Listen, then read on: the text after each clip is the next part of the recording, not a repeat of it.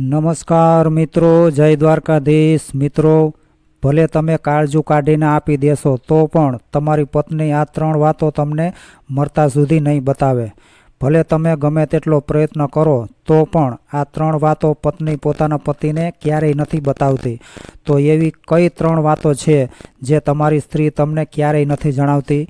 સંસારની બધી જ ખુશી તેને આપી દેશો તેમ છતાં પણ તે તમને આ 3 વાતો નહીં જણાવે. તો ચાલો આ વિડીયોના માધ્યમથી આપણે જાણીએ કે એવી કઈ 3 વાતો છે કે જે સ્ત્રી પોતાના પતિને નથી જણાવતી. મિત્રો, આજની કહાની ખૂબ જ રસપ્રદ અને જીવનમાં પ્રેરણા આપનારી છે. જો તમે ધ્યાનપૂર્વક સાંભળી લીધી અને આ કહાનીમાં જણાવવામાં આવેલી દરેક બાબતોને ધ્યાનપૂર્વક સમજી લીધી તો તમારે ક્યારેય પણ જીવનમાં દુઃખી નહીં થવું પડે. કહાની શરૂ કરતાં પહેલાં મારી સૌને વિનંતી છે કે આ વિડીયોના અંત સુધી જરૂરથી જોડાયેલા રહેજો અને વિડીયો પસંદ આવે તો લાઈક, શેર અને ચેનલને સબસ્ક્રાઈબ જરૂરથી કરી દેજો અને કોમેન્ટમાં જય દ્વારકાધીશ અવશ્ય લખજો, જેથી કરીને દ્વારકાધીશની કૃપા આપણા સૌ પર નિરંતરપણે વરસતી રહે. તો ચાલો શરૂ કરીએ આજનો આ વિડીયો. મિત્રો, તમે પરદુઃખ ભંજન રાજા વિક્રમનું નામ તો જરૂર સાંભળ્યું જ હશે. આ રાજાને હંમેશા બીજાના દુઃખની ચિંતા રહ્યા કરતી હતી. જો તેમના રાજ્યમાં કોઈ દુઃખી વ્યક્તિ રહેતો હોય અને આ વાત વિક્રમ રાજાને ખબર પડી જતી તો તેઓ તેનું દુઃખ દૂર કરવાનો સંપૂર્ણ પ્રયત્ન કરતા. એટલા માટે જ વિક્રમ રાજાની ખ્યાતિ 3 લોકમાં ફેલાયેલી હતી. કેમ કે આ રાજાનો એક જ ધર્મ હોય છે કે પ્રજાના સુખ દુઃખ વિશે વિચાર કરવો, ચિંતા કરવી, તેમની ભલાઈ માટે કામ કરવું. આ જ રાજાનો ધર્મ હોય છે. કોણ શું કરી રહ્યું છે અને કોણે શું દુઃખ છે, આ વાતોની જાણકારી મેળવવા માટે રાજા વિક્રમ પોતાનો પહેરવેશ બદલીને નગરમાં ફરતા હતા અને જો તેમને કોઈ દુઃખી માણસ મળી જાય તો તેનો દુઃખ દૂર કરવાનો પૂરો પ્રયાસ કરતા હતા. આવી જ રીતે એકવાર અડધી રાતે તેઓ બજારની ગલીઓમાં ફરી રહ્યા હતા. ત્યારે ગલીઓમાં ચક્કર લગાવતા લગાવતા તેઓ એક એવા ઘરે પહોંચી ગયા જે ઘરમાં એક નાનો દીવડો ટમટમી રહ્યો હતો. રાજાએ જોયું કે તે ઘરની બહાર બેસીને એક ડોશીમાં ચરખો ચલાવી રહ્યા હતા. તે વૃદ્ધ ડોશીમાં અજીબ પ્રકારની હરકતો કરી રહ્યા હતા. ક્યારેક તે હુક્કો પીવા લાગતા તો ક્યારેક તે હસવા લાગતા, ક્યારેક રડવા લાગતા તો ક્યારેક નાચવા લાગતા. તે વૃદ્ધ ડોશીમાની અજીબ હરકતો જોઈને રાજા આશ્ચર્યમાં પડી ગયા.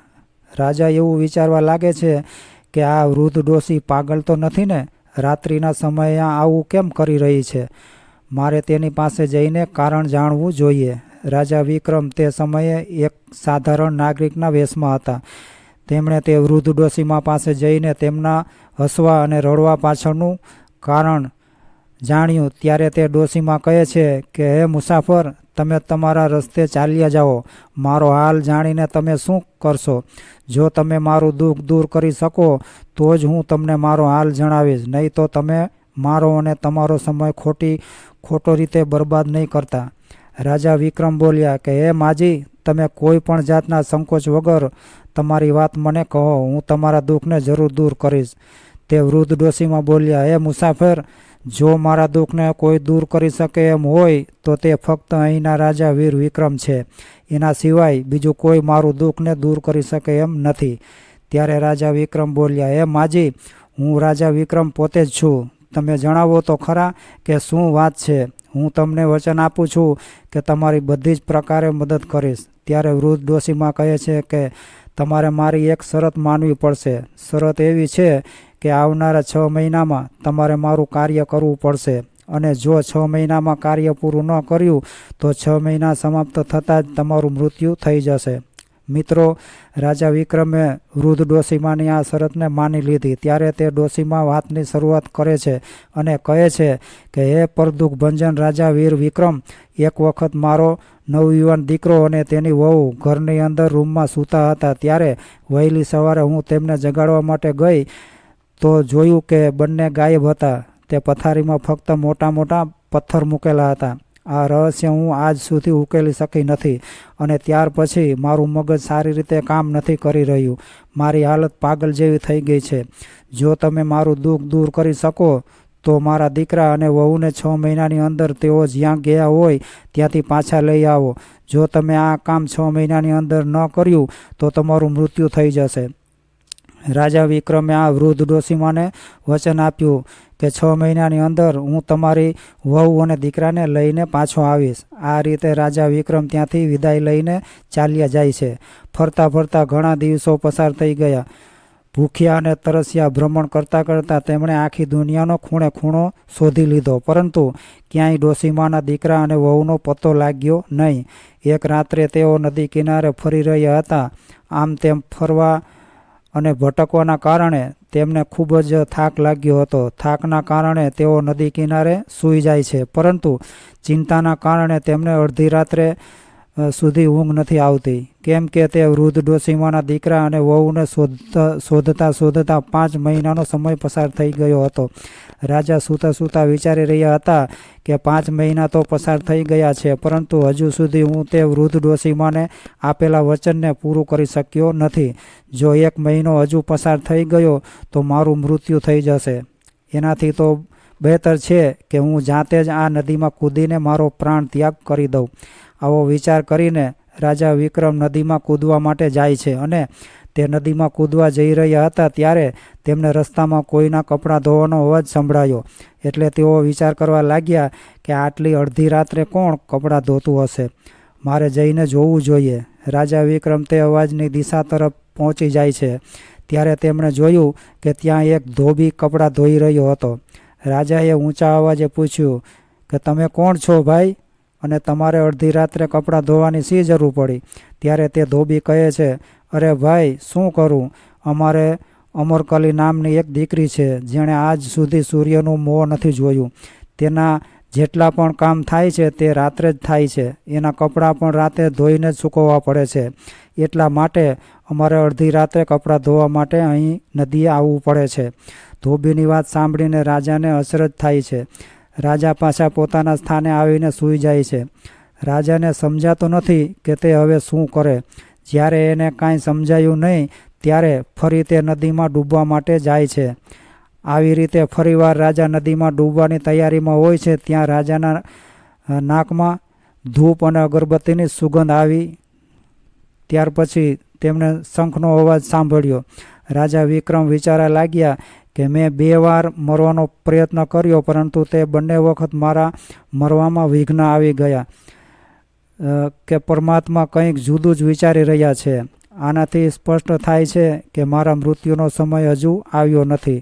સવાર થવાની તૈયારી હતી. રાજાએ વિચાર્યું કે જરૂર કોઈ સાધુ મહાત્મા ભગવાનની પૂજા પાઠ કરી રહ્યા હશે. ચાલો હવે તેમના દર્શન કરી લઈએ. હવે રાજા જે બાજુથી સુગંધ આવી રહી હતી તે દિશા તરફ ચાલવા લાગ્યા. થોડે દૂર ગયા ત્યાં એક મહાત્માજીની ઝૂંપડી દેખાણી. રાજા એ મહાત્માજીના ચરણોમાં પ્રણામ કર્યા અને તેમની નજીક બેસી ગયા.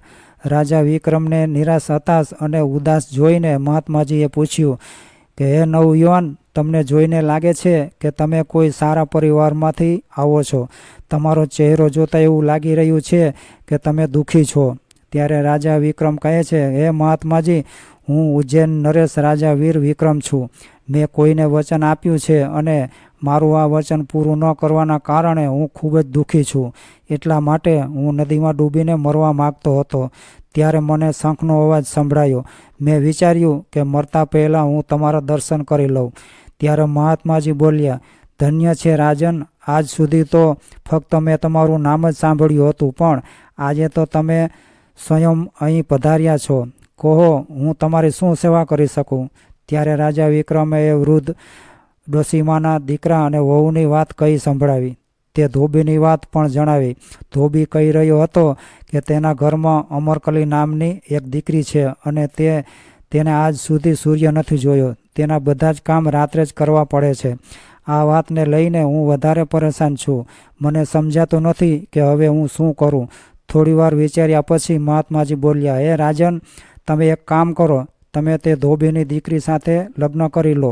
2-4 દિવસ એની સાથે રહેજો અને તેની બધી જ હાલચાલ જાણી લેજો.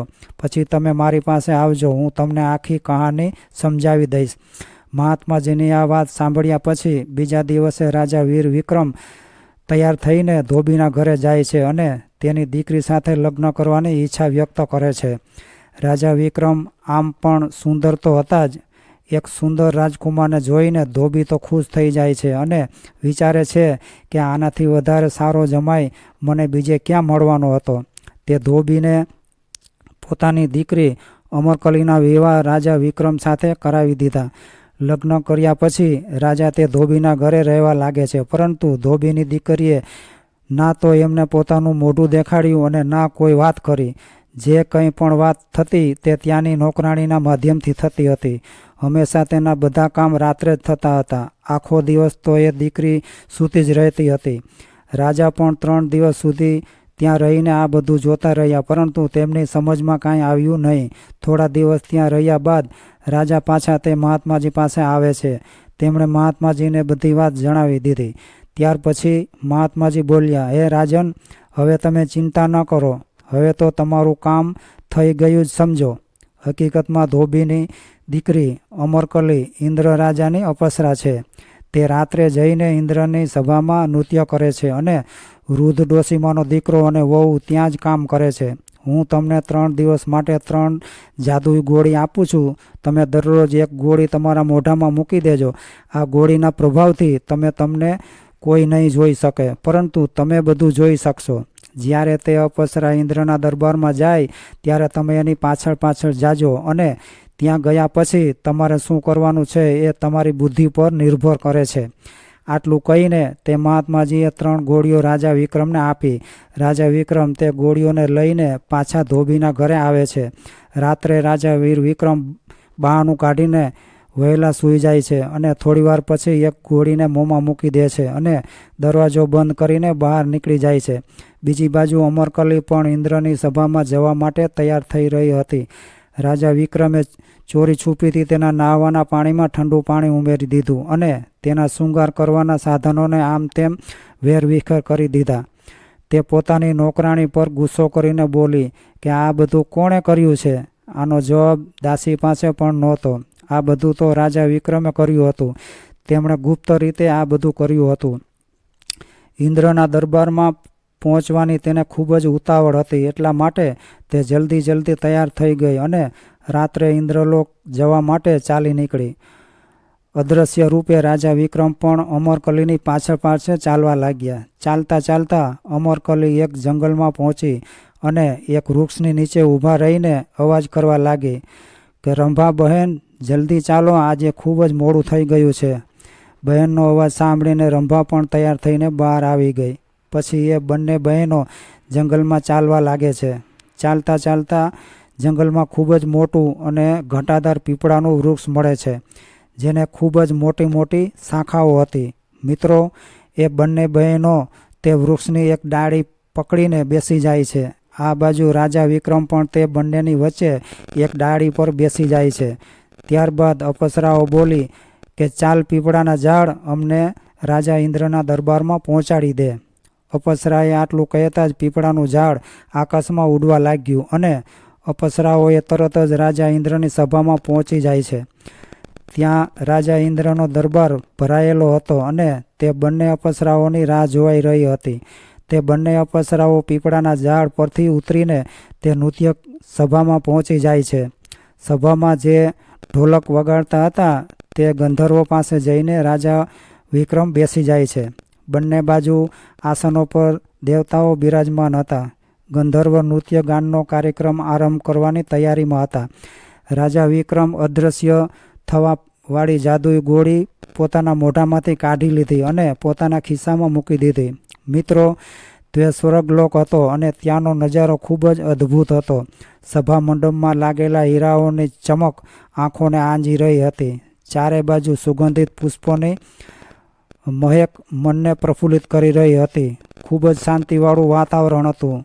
ચંદ્રમાની શીતળ ચાંદની સભા ભવનને વધુ સુંદર બનાવી રહી હતી.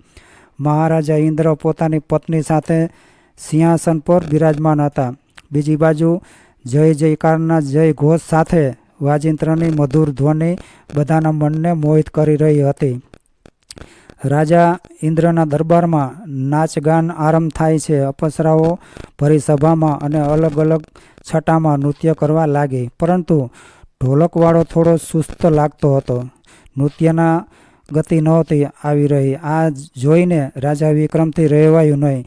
તેમણે તે ઢોલકવાળા પાસેથી ઢોલક માગી લીધું કે ભાઈ લાવો, હું પણ તમને થોડી મદદ કરું.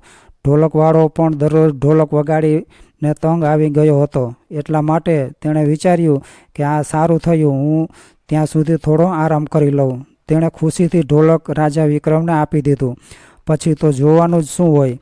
રાજા વિક્રમના હાથમાં ઢોલક પડતા જ નૃત્ય સભાના માદકતા છવાઈ ગઈ. બધા જ મસ્ત થઈ નાચવા લાગ્યા. અપ્સરાઓએ તે દિવસે એવું નૃત્ય કર્યું કે આવું નૃત્ય તેમણે ક્યારેય નહોતું કર્યું. ચારે બાજુ વાહ વાહ થઈ રહી હતી. આજે તો મહારાજ ઇન્દ્ર ખૂબ જ ખુશ થઈ ગયા હતા. અપ્સરાઓએ પોતાની નૃત્ય કલા દેખાડીને ઇન્દ્ર રાજાનું દિલ જીતી લીધું. મહારાજા ઇન્દ્રએ પોતાના ગળામાં પહેરેલો નવલખો હાર ઉતારીને અપ્સરાઓને આપી દીધો, પરંતુ અપ્સરાઓએ તે હાર ઢોલકવાળાને આપી દીધો, કેમ કે આજે ઢોલક કંઈક અલગ જ રીતે વાગ્યું હતું. બધી અપ્સરાઓનું દિલ ઢોલકવાળાએ જીતી લીધું હતું. એમને ખબર નહોતી કે આજે તે ઢોલક કોઈ ગંધર્વ નહીં, પરંતુ ખુદ રાજા વીર વિક્રમ વગાડી રહ્યા હતા. રાજા વિક્રમે એ હાર સંભાળીને પોતાના ખિસ્સામાં મૂકી દીધો. આ બાજુ રાજા ઇન્દ્રની સભા જ્યારે સમાપ્ત થાય છે, અપ્સરાઓ જ્યારે પોતાના સ્થાન પર જવા લાગે છે, ત્યારે રાજા વિક્રમ મહાત્માજી દ્વારા આપવામાં આવેલી એ જાદુઈ ગોળી પોતાના મોઢામાં મૂકી દે છે. ગોળી મૂકતાની સાથે તે અદૃશ્ય થઈ જાય છે અને પીપળાના ઝાડ પર બેસીને તે અપ્સરાઓની સાથે પાછા પૃથ્વી પર આવી જાય છે. રાજા વિક્રમ અમરકલી આવે એ પહેલાં પોતાના રૂમમાં આવીને સૂઈ જાય છે. મિત્રો, જ્યારે સવાર થાય છે ત્યારે રાજા વિક્રમ દરરોજની જેમ સવારે વહેલા નહોતા ઉઠ્યા. દરરોજ તો તે જલ્દી જાગી જતા હતા, પરંતુ તેમને સૂતા જોઈને બધા લોકો હેરાન હતા. નોકરાણીએ બૂમ પાડી, પરંતુ તેમ છતાં પણ તેઓ ઉઠ્યા નહીં. ત્યાર પછી તેને ફરીથી જગાડીને બે હાથ જોડીને કહ્યું કે હે રાજાજી, ઉઠો, સવાર થઈ ગયું છે. ત્યારે રાજા વિક્રમ આંખો ચોળતા કહે છે, અરે મૂર્ખ, તે મને જગાડીને અનર્થ કરી દીધો. આજે તો હું ખૂબ સુંદર સપનું જોઈ રહ્યો હતો, તે મારું સપનું નષ્ટ કરી દીધું. જ્યારે રાજા વિક્રમે આ વાત કહી કે હું સપનું જોઈ રહ્યો હતો, બરાબર એ જ વખતે અમરકલી નોકરાણીની બાજુમાં ઊભી હતી. અમરકલીએ ઈશારાથી નોકરાણીને સપના વિશે પૂછવા કહ્યું. ત્યારે નોકરાણી કહેવા લાગી કે હે મહારાજ, તમે એવું કયું સપનું જોયું હતું કે જેથી તમે આટલો બધો ગુસ્સો કરી રહ્યા છો? ત્યારે રાજા વિક્રમ કહે છે કે હે અમરકલીની દાસી, આજે તો સપનામાં હું રાજા ઇન્દ્રની સભામાં પહોંચી ગયો હતો. રાજા ઇન્દ્રની સભામાં સુંદર અપ્સરાઓના નૃત્ય થઈ રહ્યા હતા. હું પણ તે સભામાં પહોંચી ગયો હતો. ત્યાં પહોંચીને મેં ખૂબ જ સુંદર ઢોલક વગાડ્યું. રાજા ઇન્દ્ર મારા ઢોલકથી ખૂબ જ પ્રસન્ન થયા. તેમણે મને પુરસ્કારમાં એક નવલખો હાર આપ્યો. એ હારને મેં હમણાં જ સામેની અલમારીમાં મૂક્યો છે. જરા તું જઈને જોતો ખરી કે તે હાર અલમારીમાં છે કે નહીં. જ્યારે નોકરાણીએ અલમારી ખોલીને જોયું તો સાચે જ ત્યાં એક નવલખો હાર ચમકી રહ્યો હતો. તે હારને જોઈને નોકરાણીની આંખો જાણે પહોળી થઈ ગઈ. પરંતુ સૌથી વધુ આશ્ચર્ય તો અમરકલીને થયું હતું, કારણ કે આ હાર તો મને ઇન્દ્ર રાજાએ આપ્યો હતો અને મેં તે હાર ઢોલકવાળાને આપ્યો હતો. તો પછી આ હાર રાજા વિક્રમ પાસે કેવી રીતે આવ્યો? શું સાચે જ તે સપનામાં ત્યાં પહોંચી ગયા હતા? મિત્રો, આ રીતે આખો દિવસ પસાર થઈ જાય છે અને જ્યારે સાંજ પડે છે ત્યારે ફરીથી અમરકલી ઇન્દ્રની સભામાં જાય છે અને ચોરી છુપીથી રાજા વિક્રમ પણ ત્યાં પહોંચી જાય છે. ફરીથી નાચગાન શરૂ થાય છે. આજે રાજા વિક્રમે ગંધર્વ પાસેથી ઢોલક લઈને પહેલા દિવસ કરતાં પણ વધારે સારું ઢોલક વગાડ્યું. આજે તો અપ્સરાઓએ પહેલાંથી પણ વધારે સારું નૃત્ય કર્યું. રાજા ઇન્દ્રએ ખુશ થઈને સોનાની થાળીમાં 36 વ્યંજનોને પુરસ્કારના રૂપમાં ભેટમાં આપ્યા. તે અપ્સરાઓને લાગ્યું કે આ બધી કમાલ તો આ ઢોલકવાળાની છે.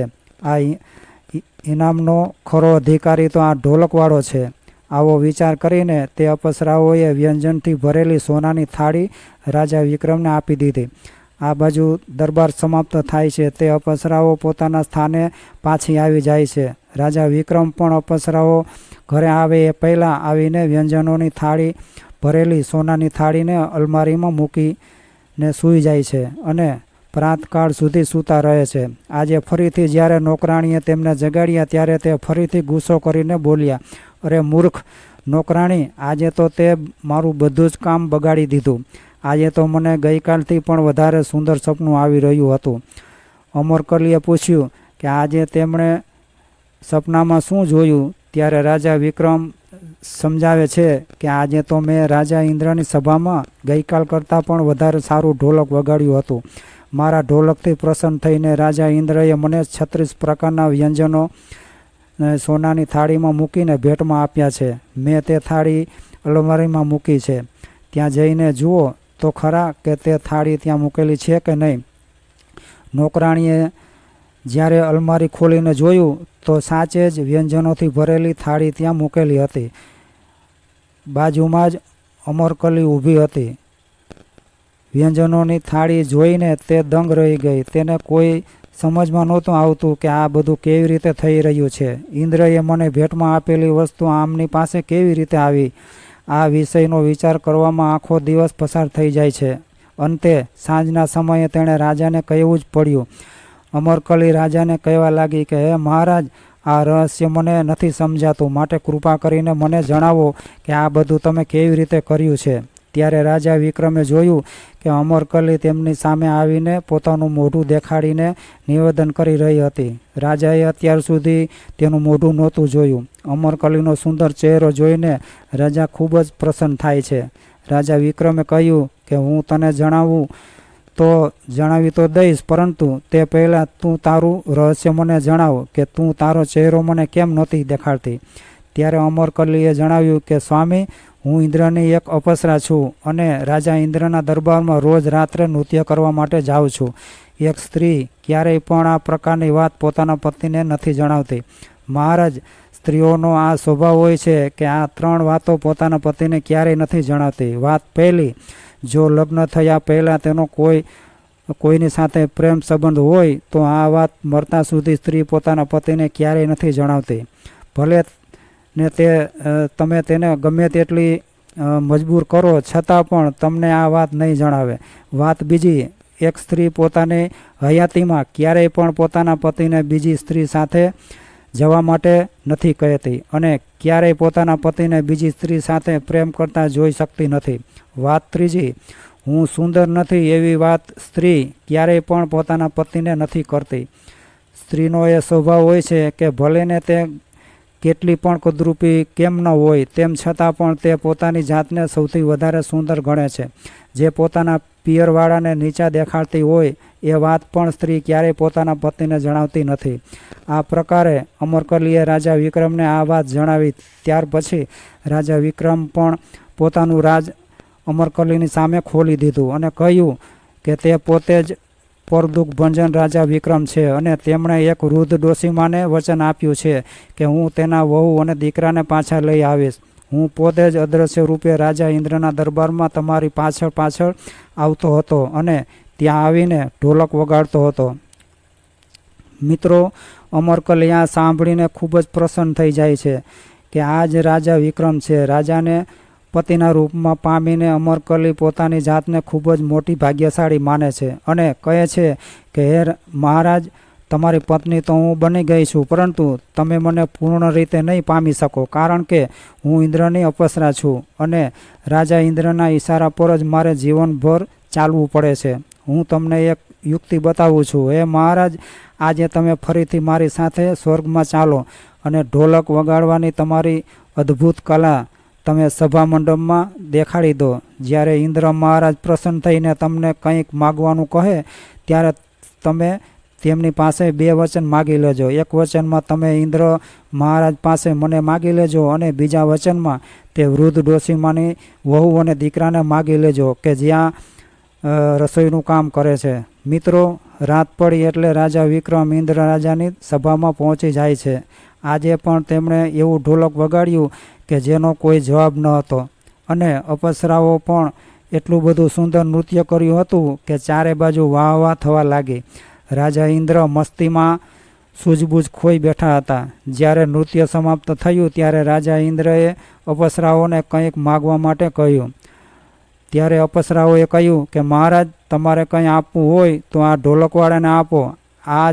આ તેનો જ કમાલ છે જેના લીધે અમે આટલું સુંદર નૃત્ય કરી શક્યા. રાજા ઇન્દ્રએ જ્યારે ઢોલકવાળાને બોલાવ્યો ત્યારે ઢોલકવાળો ગંધર્વ કહેવા લાગ્યો કે મહારાજ, આજે તો કોઈ બીજો જ વ્યક્તિ ઢોલક વગાડે છે. તમારે કંઈક આપવું હોય તો તેને જ આપો. હું તો તમારી પાસેથી દરરોજ ઇનામ મેળવું છું. ત્યારે રાજા વિક્રમને પૂછવામાં આવ્યું કે તમે શું માગો છો? ત્યારે રાજા વિક્રમે 2 વચન માગ્યા. પહેલા વચનમાં અમરકલી અને બીજા વચનમાં તે વૃદ્ધ ડોશીમાના દીકરા અને વહુને માગી લીધા, જે ત્યાં રસોઈનું કામ કરતા હતા. રાજા ઇન્દ્રને આ જાણીને ખૂબ જ પ્રસન્નતા થઈ કે આ જ રાજા વિક્રમ છે. તેમણે પોતાના વચનોને પૂરા કર્યા. આ રીતે રાજા વિક્રમ 6 મહિનાની અંદર જ અમરકલી અને એ વૃદ્ધ ડોશીમાના દીકરા અને વહુને સાથે પોતાના રાજ્યમાં પાછા આવી જાય છે. રાજા વિક્રમ વૃદ્ધ ડોશીમાના દીકરા અને વહુને તેમની પાસે પહોંચાડી દે છે અને અમરકલી સાથે પોતાના રાજભવનમાં પહોંચી જાય છે. આખા રાજ્યમાં ખુશી મનાવવામાં આવે છે અને રાજા વિક્રમ ફરીથી સુખપૂર્વક રાજ્ય કરવા લાગ્યા. તો મિત્ર, આ કહાની પરથી તમે શું શીખ્યા અને તમને આ કહાની કેવી લાગી તે કોમેન્ટમાં જય દ્વારકાધીશ લખીને જરૂર જણાવજો. અને વિડીયો પસંદ આવ્યો હોય તો લાઈક, શેર અને ચેનલને સબસ્ક્રાઈબ કરી જરૂરથી કરજો. જય દ્વારકાધીશ.